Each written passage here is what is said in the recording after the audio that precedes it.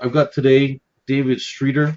He's graduate magna cum laude from the College of Holy Cross with a Bachelor's of Arts in Political Science degree, uh, cum laude from Case Western Reserve University, which is a university down in Cleveland, School of Law with a Juris Doctorate degree.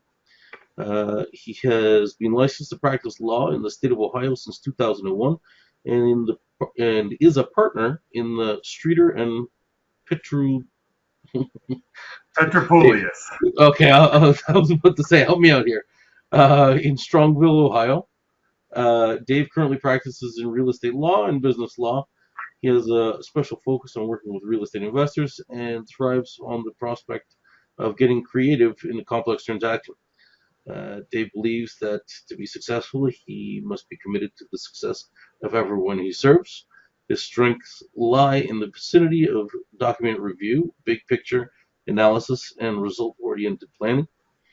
He also has a proficient experience, or excuse me, he also has proficient experience in the areas of real estate, as far as drafting real estate purchase agreements, leases, land contracts, assignments, deeds, affidavits, and other legal documents.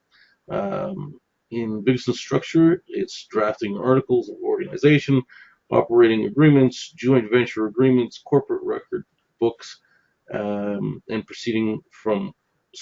proceedings for small business owners and real estate investors, and then providing transactional and structural advice to corporate clients and small business owners. Dave contributes to success to the love and support of his family. David is committed to serving his clients to help them achieve their goals. And I can tell you firsthand that Dave has got a great practice, and the service is fantastic. We used Dave's services to unfortunately evict a tenant from a house that we had purchased.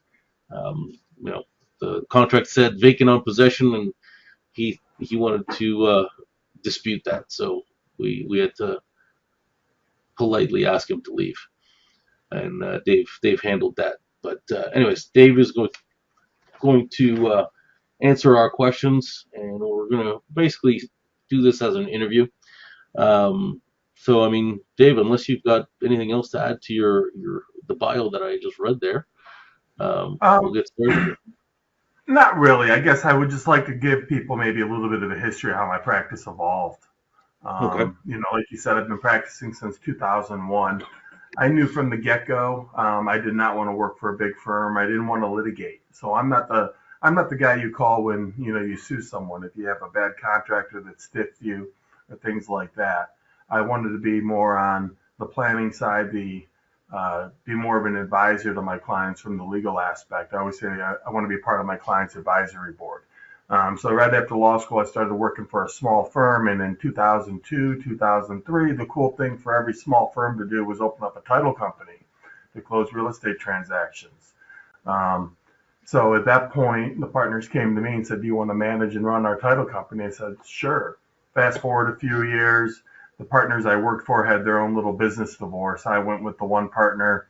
We had become partners, and I kept the title company. Then the partner I was with, he went his own way after a few years, and then it was just me with the title company. So I ran that until about 2012. Um, and that's where I got a lot of my background and experience from the real estate side. And along the Okay. way, I realized in 2012 I'd gotten away from what I really wanted to do, is working with individuals, not close deals as an escrow agent. So we closed down the title company, and I started to build, our practice, and had a handful of clients that were investor clients over the years, and that continued to grow. And then as they bought more real estate, like you found out, you think you're buying a vacant house and there's someone in there that needs to be evicted. My clients had a need for evictions. And so I never wanted to become a quote unquote eviction attorney. That wasn't part of the plan. But my partner and I, we have developed and grown to what is one of the largest eviction firms in Northeast Ohio. So that Oh, keeps us busy. We file over 100 evictions every month in all courts in Northeast Ohio, which we'll talk about our judicial structure a little bit through the questions. But When it comes down to it, my bread and butter is what I love to do is work with real estate investors to structure their businesses, to structure their deals, and to kind of just be there as a sounding board as they have, ideas. So, Carlos, thanks for that great introduction. I appreciate it. I'm glad to have you. So we'll get going here. I'm going to start off with some kind of general questions. I mean, in Ontario, we've got kind of a centralized entity called the landlord that governs everything.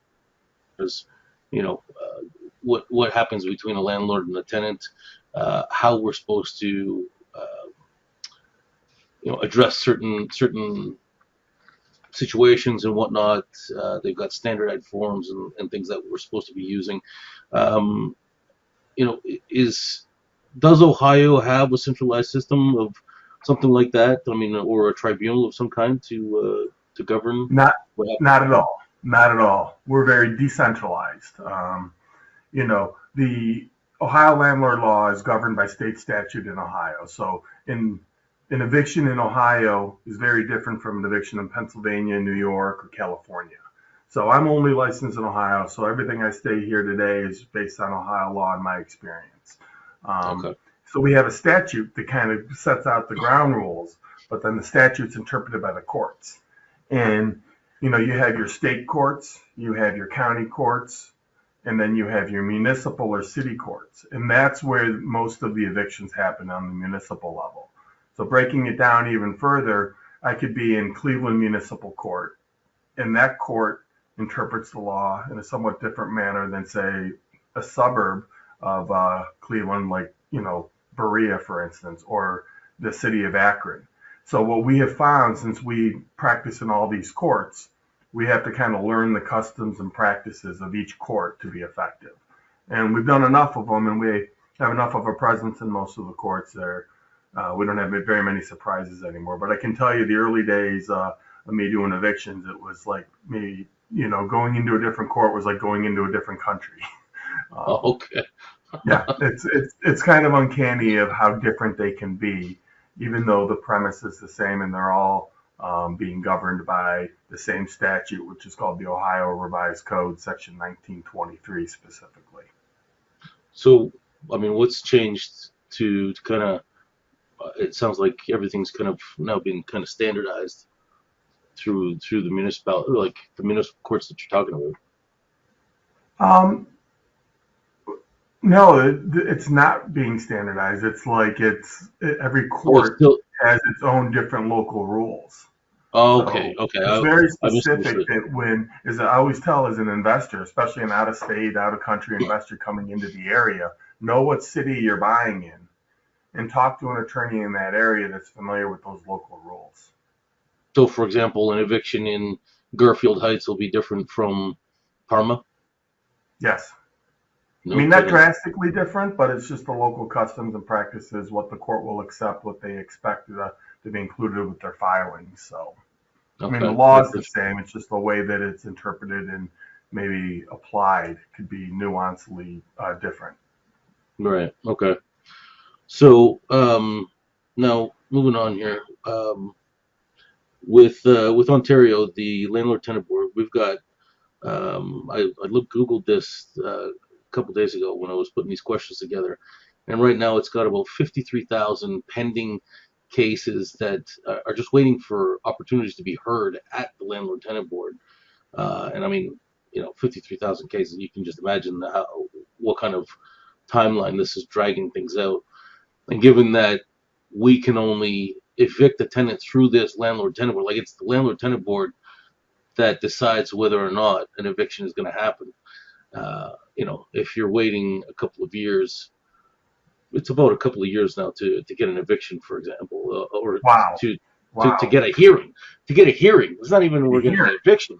This is just to be heard and vent your problem.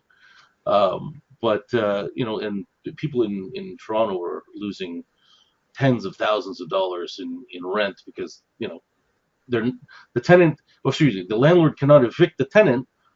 Tenant doesn't want to pay. That's fine, but the landlord still has to maintain the property as if everything's fine, Pay right? taxes, pay insurance, pay a mortgage if there is one. Yeah. I Yeah, mean, it's it's funny crazy. you say that. I can't even fathom years to get to a hearing. I have clients that get upset to me when, Cleveland, when they're slow, takes 6 weeks. Yeah. Normally, from the date we file an eviction, we have a hearing in usually 3 weeks, and that's Okay. pretty standard across the board.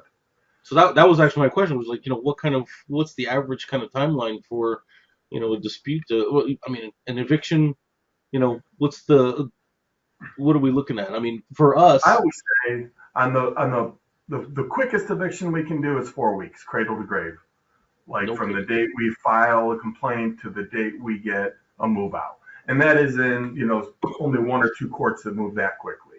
But I can tell you that the average, I tell people from the date we file an eviction, you can, and if everything goes as planned, you got to budget 6 to 8 weeks to get to the point in which you get a move out. Now in the city of Cleveland, Cleveland proper, including municipal court, it's closer to 12 weeks because of some of the tenant protection laws that are in place and things like that. They can get continuances. They give a chance to mediate to try to make it right. Since COVID, we've had all sorts of regulations pop up. They're called local ordinances, pay to stay. So if you bring an eviction for non-payment and the tenant comes up shooting with all the money, the landlord has to accept it and dismiss the eviction. Prior to those laws, if a tenant was late and you posted a 3 notice, started an eviction, you could reject any tenders of rent and just get your eviction, no questions asked. That's some of the things. COVID changed the process quite a bit here, made it more or less more tenant friendly. But at the end of the day, as long as I say, I grew up as an athlete, I played sports, and I always told people, as long as like you told me the rules of the game, I'm going to figure out how to win it, right? And it's the same thing here. I mean, every court has different quote unquote rules, but we know the rules now, and we know how to play the game. We know what to say, what not to say, what to bring up, what not to bring up, to make the process as smooth and as efficient as possible. Okay.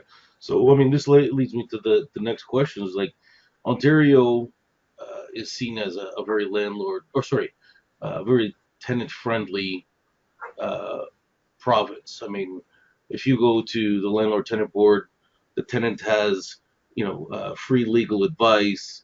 They don't really have to pay for anything. Frankly, I don't know of anything that they would have to pay. If I brought, some kind of dispute to the landlord tenant board, I'm paying as the landlord to get that hearing. But if the tenant brings a dispute, I'm paying as the landlord for this dispute, right? In some cases, but I'm from what you're telling me and from what I've experienced so far is that Ohio is very much more a landlord friendly state than you know. But I mean, it sounds like there Well, might be I guess it's shifting. I guess it's all perspective, right? From your Mm, perspective, we seem to be a very landlord friendly state. Um, for my clients who are local here, they feel the courts are tenant friendly, especially since COVID. Pre-COVID, I would say it was very pro landlord. Since then, yeah, there's been a lot of tenant protection. There are programs in place for what called right to counsel, where a tenant, if they have minor children living in the house with them or the unit, they get a free attorney through the Legal Aid Society. That's not a bad thing. Sometimes I'd be rather be talking with an attorney who's educated and understands the law than some irrational tenant. Um, right. our office has a really good relationship with the Legal Aid Society. And I always tell people, I mean, especially my clients, I go, I want you to be a good person and a good landlord. If you communicate well and you have the right mindset, you're going to prevail. Sometimes that means rather than getting an eviction to mar up someone's record, to have like that black mark on their record, maybe the path of least resistance is you enter into an agreement for a voluntary vacate for them to move out in 2 weeks. And if they do that, they don't get the judgment on their record. But as a landlord, you got what you needed. You got possession of your property back. You mitigated the time out of pocket, from unpaying rent, gave you the opportunity to get in there and get a new paying tenant in. So I'm very much a big picture person. I want to look at the end goal. I'm an investor myself. I have my own rentals. And if someone wants to just fight a legal battle and on principle, I tell my clients, well, principles can be expensive. The good business decision here may be to mediate this, come to a resolution where you form a win-win for the parties. And at the end of the day, you get that tenant out of your property, out of your life, and you move on and you lose the hassle, the headache, and the expense. Right. Okay. Interesting. I mean, in Ontario, we've got kind of standardized practice, well, not practices, but standardized forms that we have to use. Even the lease that we present in any case, there's a portion of it that is standard. We can add to it, but we can't just come up with our own lease. Is that something that's Well, how's that treated in Ohio? so we don't have standard forms. Like if a realtor is a leasing agent, they're going to have their broker forms and forms that they use. As an attorney, if I draft a lease, it's going to look very different from the lease my partner drafts. At the end of the day, they're all going to say the same thing. But we don't have, a standardized form like that. It's not a requirement. Now, there are provisions in there that are, restricted by the state statute. There are certain things you can't put in the lease. You can't put in unconscionable or unfair provisions. You can't, penalize a tenant, in a manner that's not fair or consistent with the law. And here's an example. Can't tell you how many leases I look at that are written by the landlord and a late fee, right? You figure, okay, if rent's due on the first, if it's not paid on the third, a late fee is going to accrue. Sometimes people say the late fee is 50% of the rent. Well, that's too much. It's not fair. It's unconscionable. Or they're going to say, hey, after the third day, there's a 5% late fee based on the monthly rent and $10 a day thereafter. The courts don't enforce the $10 a day thereafter. Is a general rule, like City of Cleveland has a local ordinance that says a late fee can't exceed 5% of the monthly rent. So if it's over that, the court's not going to enforce it. So You just have to be mindful of those local rules. But, there are things that you can't put in there. But as long as it's fair and equitable and clear, you can pretty much put anything into a lease. Okay. So let me ask you about a particular situation. I had a property in St. Catharines that this is a problem that I had with a tenant. We ended up ultimately, it went to an eviction quickly after that. But basically, the situation was she was leaving garbage outside of the house, and there was a fire pit in the backyard, which in the city you weren't allowed to have a fire pit. And then she was leaving she had one of her friends store an unlicensed car, an unregistered car on the driveway. So I came back, and with the landlord-tenant board, the form is an N5, right? And you basically put, hey, you can't do this. Please rectify the situation. And then her response was basically no. I mean, it was one of those situations was that the tail was trying to wag the dog, and you had to basically step in. So for Ontario, we're submitting a particular form, they get a copy of it, and then they have to respond. How would something like that be handled in Ohio? Okay, so it's handled by statute. So under the law, section 5321 of the Ohio Revised Code, section 4, basically it lists the duties and obligations of a landlord. It says what a landlord has to do. And basically it's, you got to make the house safe, habitable, somewhere that somebody can live. You got to, keep it clean and safe. You have to maintain and ensure that the utilities are working at the property. That's water, heat, which is very important this time of year in Northeast Ohio, that there's electricity, that there's sewers, and things like that. When it gets beyond that, you don't need to do that. And then conversely, the next section in the code says what a tenant has to do. And the tenant has to keep it in a safe and habitable manner. They have to comply with local laws. So like in your case, if the tenant has a vehicle that's not licensed or properly, tagged with the plates, it's an unlawful vehicle on the premises. That's the tenant's problem. And as a landlord, that could be a basis for an eviction because they're not complying with the local laws. It's just how do you set up the eviction? You got to provide them with notice. You have to give them an opportunity to cure, usually 30 days. And if not cured, you can bring, the eviction action. So I always say landlord-tenant law in Ohio, a little bit of common sense is going to get you a lot further than, trying to get into a knockout fight over, some minuscule principle or that. Good stuff. Actually, you ended up answering number 8 here for me. Tenant cause damage typically handled. So, I mean, if a tenant damages your apartment, right? Mm-hmm. How is that handled? I mean, can Okay. you get restitution? Like, if it's bad, you know what I Yeah. mean? I'm not just Yeah. So talking maybe a hole here and there. I'm talking about they've messed up your apartment. okay. So when a tenant defaults on a lease, it gives you the right to evict them. And here in Ohio, there are two parts to an eviction. There's a first cause, and that's just about possession. That's getting the tenant out to restore the right to possession to the landlord so you can get back into your property. Okay? That's the first hearing in eviction. You get them out. Then you have the option to pursue a second cause for damages. That is, damages of back rent that they owe you, and the unpaid utilities if they're required to pay it, and property damage beyond normal wear and tear that was caused by the tenant. Okay. So you have a separate hearing that gives you the opportunity to go in front of the judge and say, here are the damages. Here's a spreadsheet. Here is the amount of back rent. Here is the late fees. Here's the unpaid utility bills. And here's the itemization of the property damage. Now, when you get into the property damage, you have to prove it. So you're going to need photos. And depending on the court, some courts want to have photos before the tenant took possession, so they saw how clean and pretty it was. And then after they moved out, so they saw the holes and the garbage and the debris and everything that was left over. Um, Right.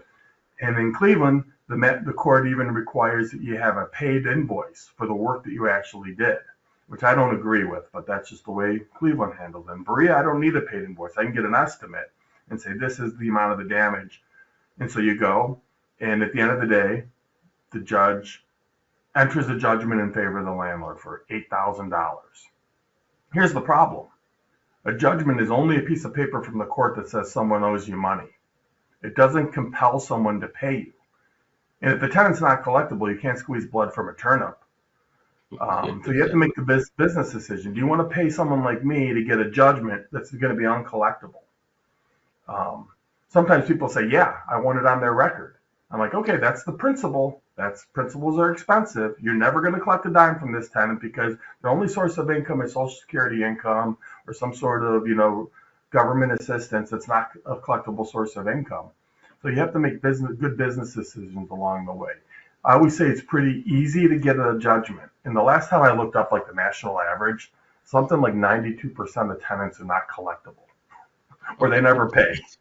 Okay. So that's why I always tell people, like, hey, if you have a default situation, don't drag it on too long. Act quicker to mitigate your loss.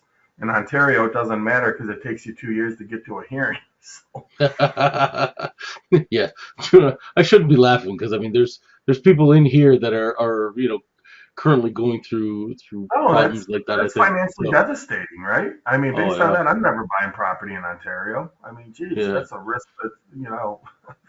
Well, Yeah. once we've gone through the after the webinar, I'll tell you about a story that was on CBC about a tenant or tenant that didn't stop paying, and the landlord took forever to get a hearing. But anyways, it was a Yeah. what a nightmare. Anyway, what I was going to ask was, oh, if you have to go after a tenant for, you know, reimbursement of some kind, is there some kind of statute of limitations on if you do get that judgment, how long you have to collect? Yeah, I think the judgment's usually good for 6 years, but it can be Okay, renewed too. It can be renewed. Um, okay. so yeah, and So then we take do have a process, a collection process. So the housing court's not going to compel them, but if they're collectible, that means they have a job with income. You can garnish wages.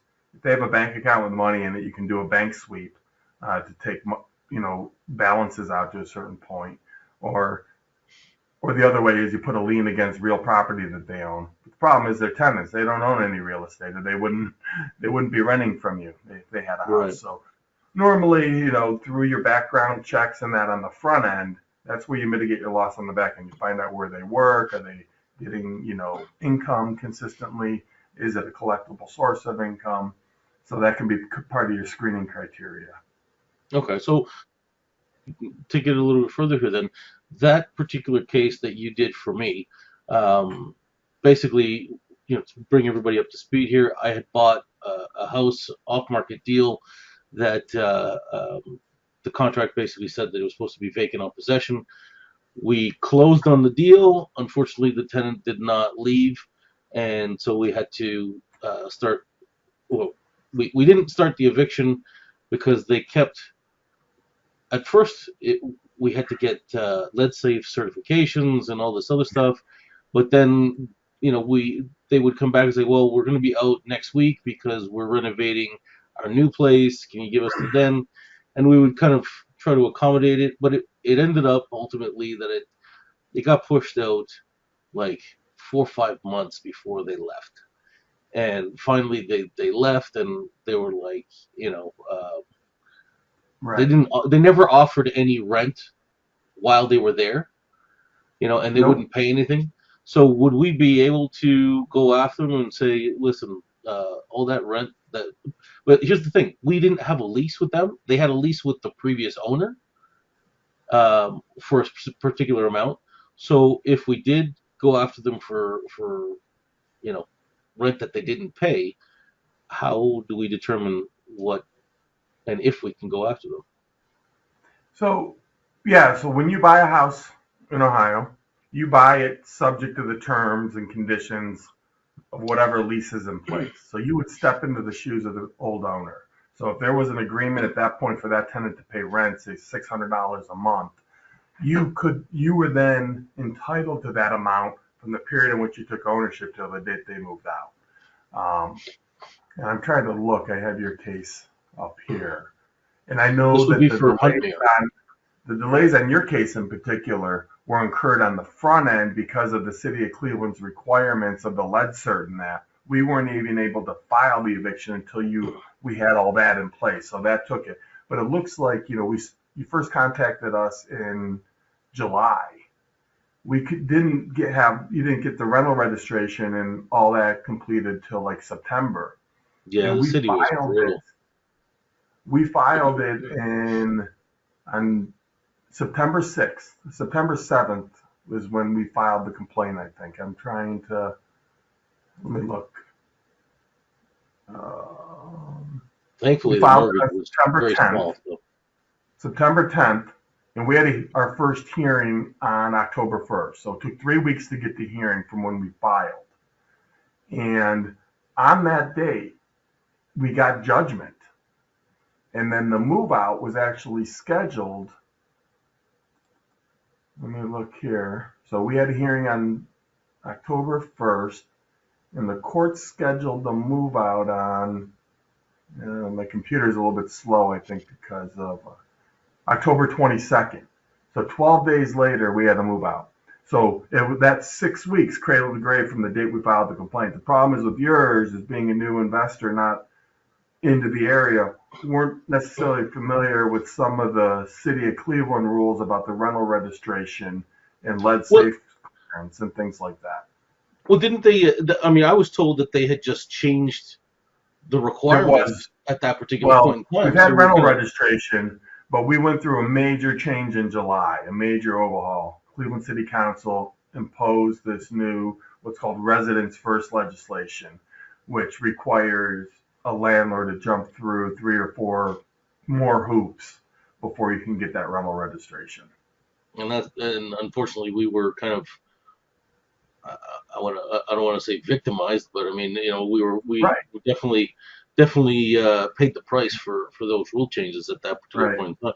It was just lucky that the purchase price and the mortgage on that particular house wasn't wasn't a huge cost. So we ended up buying the house. I think it was for 41,000 or something like that. Yeah. Anyway, it's Yeah, but you bought the house on May 29th. That's when you closed on it. I'm looking up. I got all my records here, and took you. You know, you probably tried to work with that tenant for about a month before you contacted us. And then in July, you contacted us. We served a 30-day notice to terminate the tenancy, then a 3-day notice to file, and then we had the rental registration hiccup. Um, but I guess by Ontario standards, it's still a pretty good timeline. Oh yeah, definitely. I mean, I no, can't even. to be fair, before COVID, it would take a couple of weeks, maybe a month to get the Yeah, hearing, and you could get things done, but it was still very much tenant. You know, yeah, you go in there, and I mean, I in 14 years of having a rental property in Ontario, I only had to ever evict one tenant, and when I was at the tribunal, I made sure that I had a paralegal representing me as opposed to me representing myself, just so that there was that professional separation, and I right. could, you know, basically play the. If they didn't ask the question, I could answer in as professional a manner as I possibly can, but as give them exactly what they needed, and that's it, right? There was no elaboration or anything like that, or kind of I don't know the rules, so I didn't want to ultimately step on my own feet, trying to get the result that I wanted. So I had the paralegal, and but even then, I mean, the adjudicator, the way that they would speak to the landlords that were coming through, it was just kind of like you're already seen as the villain, you know. Yeah. Okay. That was my impression anyway. But anyways, um, let's keep going here. What's the typical eviction process in Ohio from start to finish? So the average eviction. If you had to, somebody's not paying you rent, what happens? All right. So if someone's not paying you, well, you first have to determine the type of eviction, right? You can bring evictions for non-payment. You can bring an eviction because a lease expired and they failed to vacate. Someone could be on a month-to-month tenancy, in which case you got to give a quote-unquote 30-day notice to terminate. But you get to the point where you have to serve a 3-day notice. That's kind of the final step before filing a complaint with the court. And the 3-day notice is proposed by statute where you got to post it on their door, hand it to them. It basically says you got 3 days to get out because we're terminating your lease. And on there, you put the reason for the termination. It's either non-payment of rent, maybe default of some other lease provision, maybe holding over after the expiration of their tenancy, which is the date they were supposed to move out and didn't. So once you post that 3-day notice, you have to wait 3 business days. Then you can file the complaint in the court. And then you usually have a hearing date within 3 to 6 weeks, depending on the court. And then whether or not, sometimes at that first hearing, it'll get continued because the tenant qualifies for the right to counsel program. It'll get continued a week. Um, and then at some point, you're either going to work for an agreement to have the tenant voluntarily vacate or maybe pay to stay. Maybe it's about money and they just needed some time to catch up to get on a payment plan. But for a typical non-payment case, cradle to grave, you budget 6 to 8 weeks is what I tell people. Okay.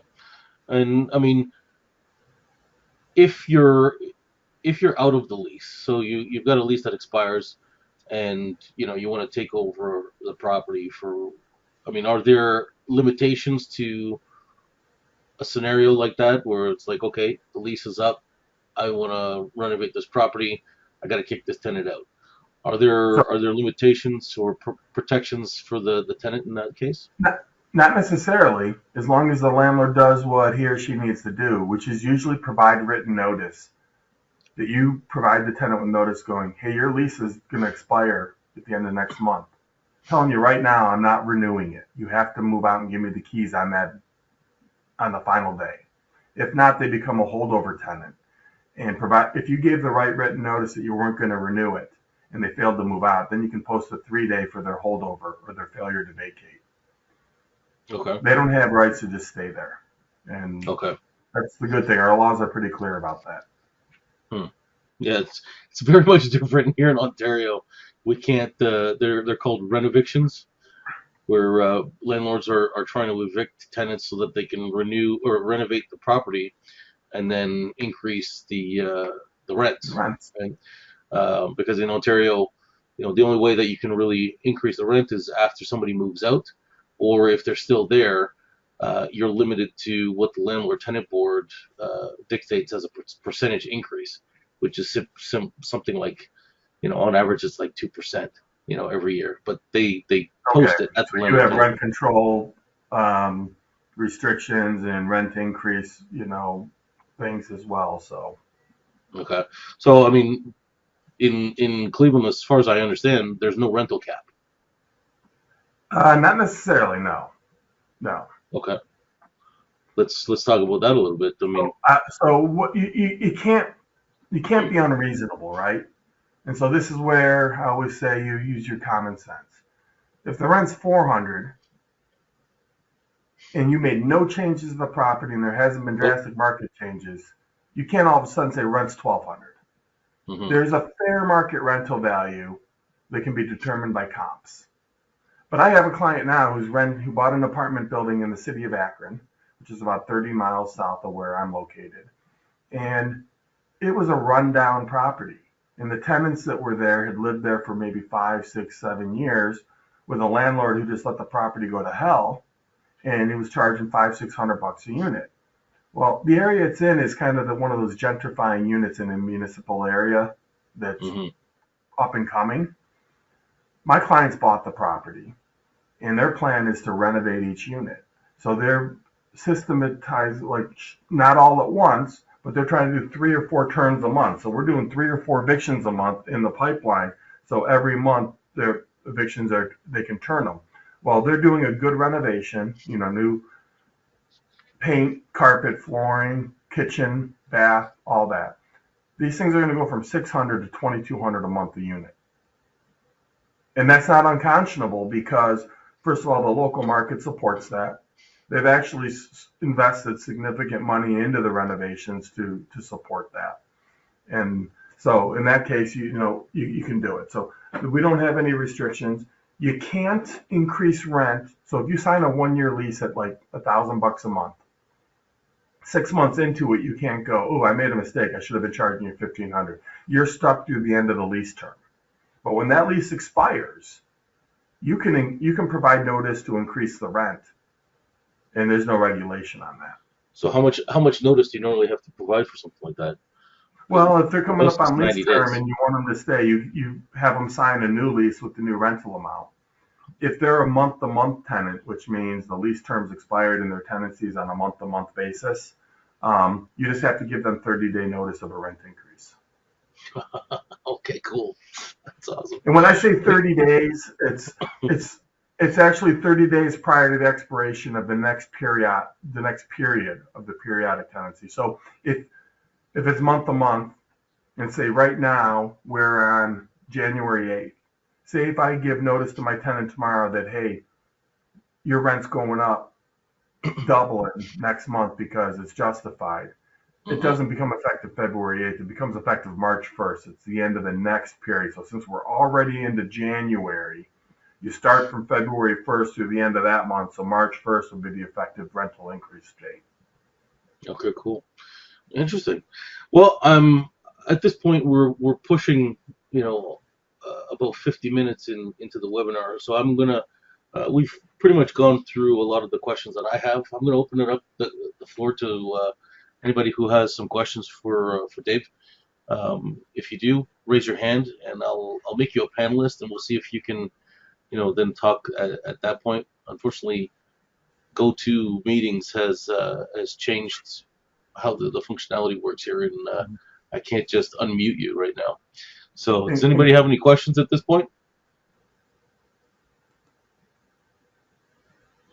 and Carlos, just so you Well, know, I can't see anything, the participants. I only see you in my chat box or my questions list. yeah, I have a list of everybody here. So if they raise their hand, if they've got a question, doesn't look like anybody's got a question. Okay, let me see what else we got here then.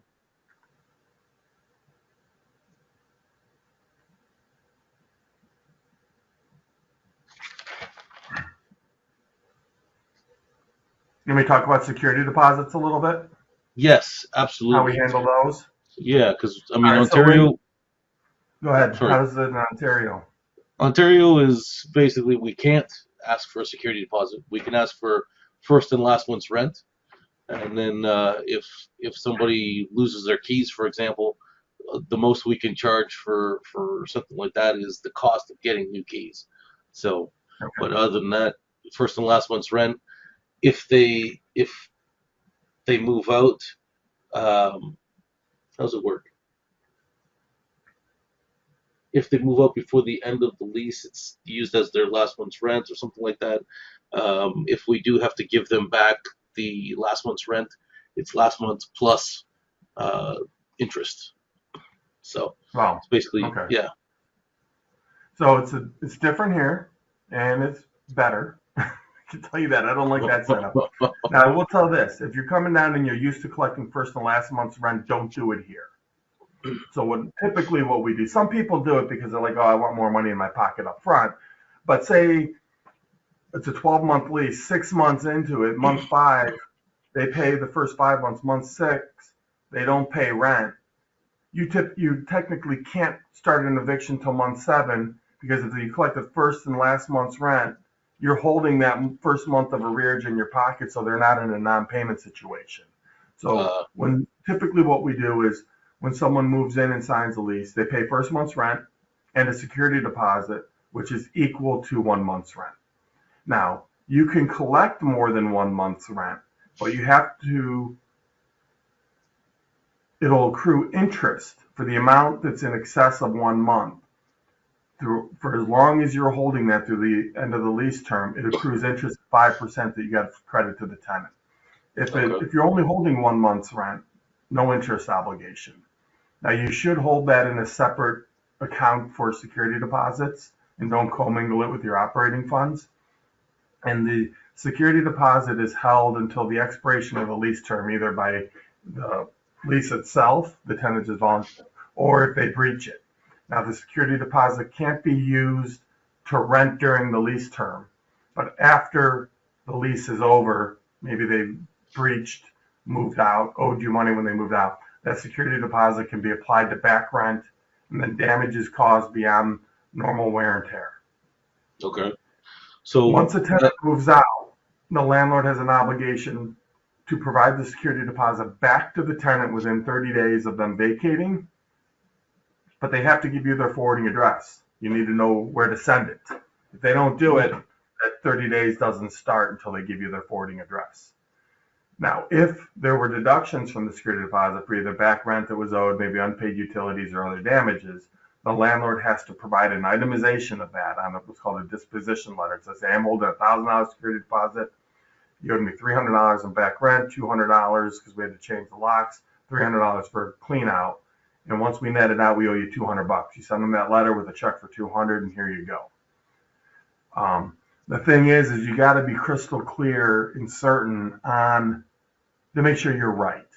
Because if a landlord wrongfully withholds any of that security deposit, then if the landlord wrongfully withholds any of that security deposit, the landlord could be liable to the tenant for 3 times the amount that's wrongfully withheld, plus their attorney fees and chasing after the landlord. I'm not really worried about the 3 times amount of the security deposit wrongfully withheld because that's usually just a few $100. right. But I've seen attorneys bring these cases and then they hit you with a bill for $8,000 in attorney fees that they can justify on an hourly rate basis, which Right. is crazy. How many pencils can you use in an hour? Right. Right. So, be honest, it's not worth getting in a pissing match over a security deposit with a tenant. I would just say give it back to them, move on. It's the cost of doing business. Okay. Um, Interesting. Interesting. So, I mean, um, outside of that, we've pretty much exhausted what I have for questions. Is there anything that you comes to mind that you feel would be prudent that a foreign national investor would know, or somebody coming into the area? Well, I think someone coming in the area, make sure you have a good team of boots on the ground. That would be a local attorney that's, familiar with the laws that can advise you. A local realtor or property management company don't try to manage these things by yourself remotely from back home. It's gonna cause you hassle and headache. It's, make sure when you're buying the property, you work into your figures the cost of property management. Find a good property manager. Try to locate good contractors for your maintenance team. Because your business is gonna live and die by the advice and the work that those people provide you, the service. Um, if you're not willing to do that, good luck. You're going to run into problems. Okay. But once you do that, it's just like any decision you make. Do your research, surround yourself with good people, and give it a go. Awesome. We've got two questions here, and I'm going to go with Bennett first, and then Ida will take your question after that. But give me a second here. I'm going to make Bennett a panelist so we can probably, hopefully, hear him. Show attendees in the camera. Bennett, can you hear us? Yes. Hi, Carlos Awesome. and David. Thanks a lot Hello. for this discussion today. I just had a quick question on your thoughts on the Section 8 tenants, pros and cons in going through that process of having your house registered for Section 8. Right. I love it. It's as far as from a landlord's perspective, I have had a fantastic uh, uh, experience with it. It's beautiful when you get the rents from the government. There's no back and forth with, I can't pay you this month or anything like that. But maybe Dave's got some cons or a different view. Well, I have clients that love it. I have clients that hate it. And if you're a good landlord and you're going to maintain your property the way that you should, it can be great. The Absolutely. problem is, and you can't control this because you can't control people and you can't control crazy. Every once in a while, you're going to get a crazy tenant. And it doesn't mean Section 8 tenants are crazy. You have non-subsidized tenants that are crazy too. But if you get a tenant that is just unwilling to cooperate, Section 8 provides them with a platform to exploit the system, to drag it out, and really put the screws to the landlord. Section 8 tenants are more likely to get like the right to counsel, free legal aid, attorneys that will drag it out. So I have a client now who's a good landlord. He keeps doing repairs. The tenant keeps trashing the place. The tenant calls Section 8, brings them out on inspection. That jeopardizes the eligibility for the property unless the landlord replaces the smoke detector that he just replaced last month, but the tenant took it down and sold it for scrap. It's crazy. So I've seen the good, the bad, and the ugly with it, but for the most part, I say if you're a good landlord, you're going to do the right thing. Section 8 can be a great way to have some reliable income for that unit.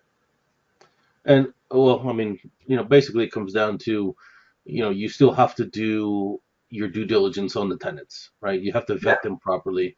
You have to have standards, and thankfully, the standards that I've put in place for my stuff so far, knock on wood, we've had some great tenants, and you try to mitigate that relationship as well. I mean, we're always kind of keeping track of what's happening with the properties that I own and that I have with my joint venture partners. But if you let that stuff go, you're in for eventually you're going to have a very negative experience. So Yeah. And here's the thing. I don't want to sound trite when I say crazy tenants. I have crazy landlords too. I mean, people are just people, right? I mean, sometimes you can be the most rational person in the world, but being reasonable with an unreasonable person doesn't get you anywhere. That's why sometimes you have to go through the judicial process. But I always say, if you're going to be a good landlord, make sure you're doing the repairs. Make sure you communicate clearly with your tenants. Communicate your expectations up front. I always tell people, I sit down, I go, hey, this is my property. I put my time and energy into it to get to where it is, where it's safe, habitable, and clean place for you to live. I expect you to maintain it, and I expect you to pay my rent that's due. That's the cost of living here, just how I have to pay taxes or a mortgage or whatever. And I'm going to be really clear. If you don't pay the rent or if you don't maintain the property, you're going to evict yourself. I'm not going to evict you even though I'm the one filing paperwork. Just know that here's the standard.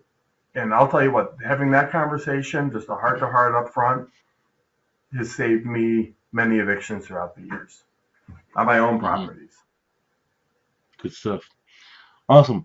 Bennett, did you have anything else that you wanted to add to your question, or? No, thank you for answering this question, guys. Really appreciate it. Fantastic. Yeah. Ida, let me just enable your mic. Ida, do you hear what's going on? Hi. What's your question? I'm just wondering, is the same eviction process applied to Section 8 So, tenant? good question. I was actually going to go there when Bennett brought up the Section 8 question. It's very similar, except you have to take one step more at the beginning, where before the 3-day notice, you have to give a 30-day notice. And when you do that, you have to notify Section 8 that you're starting the eviction process. And that once you post the 3-day notice, you then have to notify and send a copy of the 3-day notice to Section 8 so they put their account on hold. You can't continue to collect the monthly subsidized payments during the eviction. Once you post the 3-day, it stops. However, once the eviction's over and the tenant's out, you can go back to Section 8 and say, you stopped the payments on September 1st, the tenant didn't move out till December 10th per court order. Section 8 will reimburse you for that period of time up through December 10th for their portion that they were paying. So it does cause one or two extra steps. It adds about 30 days on to that time frame that I've discussed earlier. So budget 12 weeks for a Section 8 tenant. Interesting. Okay. Good stuff. Okay, so like what you just said about the like things like the smoke detector and all that, can you not have your guy go in there, change it, take a timestamp picture, and said, well, it was there. If they sell for scrap, it's not my problem. Well, you can, and that's burden of proof. So the better documentation, photos on that you take are good. But depending on the court, if it's a tenant-friendly court like Cleveland, they don't care. They're going to say, replace it, and then charge the tenant, and then bring an eviction on other grounds for failure to reimburse you for damages that they owe you. It just becomes a little bit of a hassle. I see. Okay, so based on what you have seen so far, is that some particular area is better to invest than the other? Interesting question. I mean, we have evictions all over, but I can tell you that we have more evictions in lower income based properties. So if the monthly rent's $500 a month, that's considered like probably a C class type neighborhood, right? And then if rent's $2,500 a month, it's probably an A class neighborhood. Statistically speaking, more evictions occur in C class areas. They're riskier. Lenders see those areas as riskier when they underwrite a deal if they're going to loan on an investment deal. It's all about risk. So I would say C class, areas are going to run a higher chance of a default, maybe, in payment. It depends, but it goes back to screening. I mean, if you have someone who's gainfully employed, good credit history, no evictions in their past, that's a lot better bet than trying to place a tenant that, has been evicted 3 times in the last 5 years and can't show,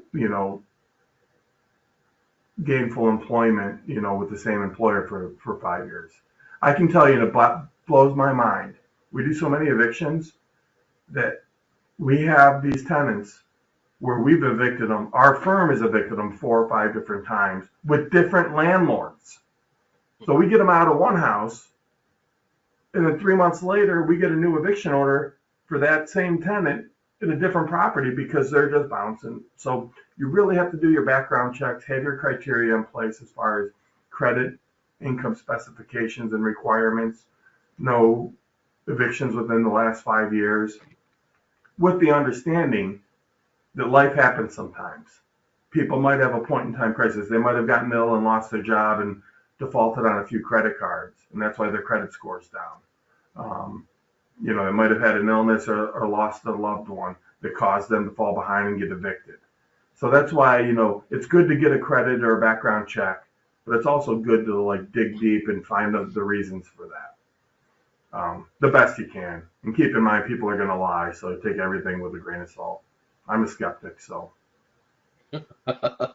Okay, sorry, I have one more question. Like, since you're talking about that, is it like a central place that you can actually check to see whether that particular tenant or potential tenants got evicted before or not? Because you can ask the question, they can lie to you. Right. So there's not a central place you can go, but there are services out there that perform in-depth background checks. Like RentPerfect is one.com. Like most online landlord portals now, there's so many online services out there. They offer some sort of background check where they will check all the local courts. They'll check their credit history, the criminal history, and provide that all to you in a good report. And they're pretty cheap. They're like $30 to $50, I think. And you can pass that fee to the tenant as part of an application fee. I see. Great. Thank you. You're welcome. Matt, did you have another question?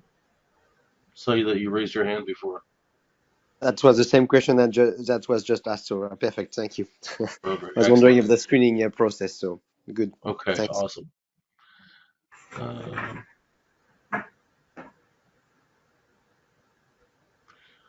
So outside of that, does anybody else have any other questions? All right. Going once, going twice. Sold.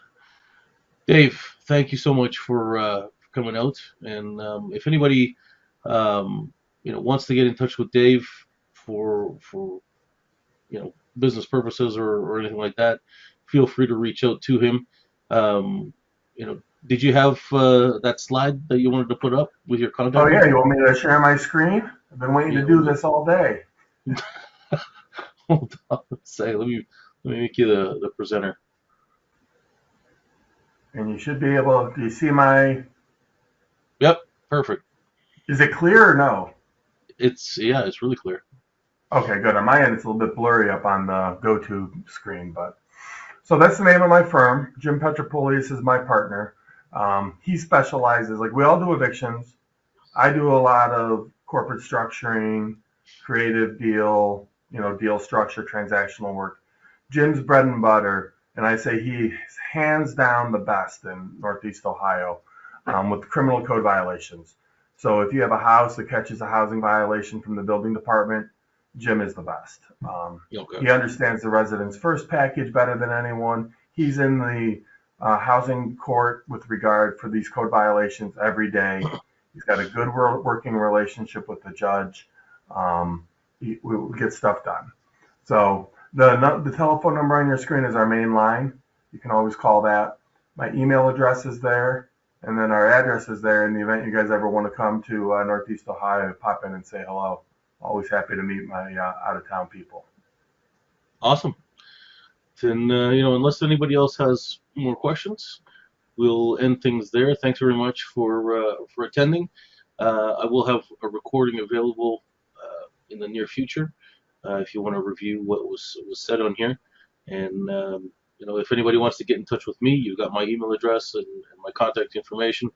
I'm always available to answer questions. And again, thanks for coming out, and have a good night.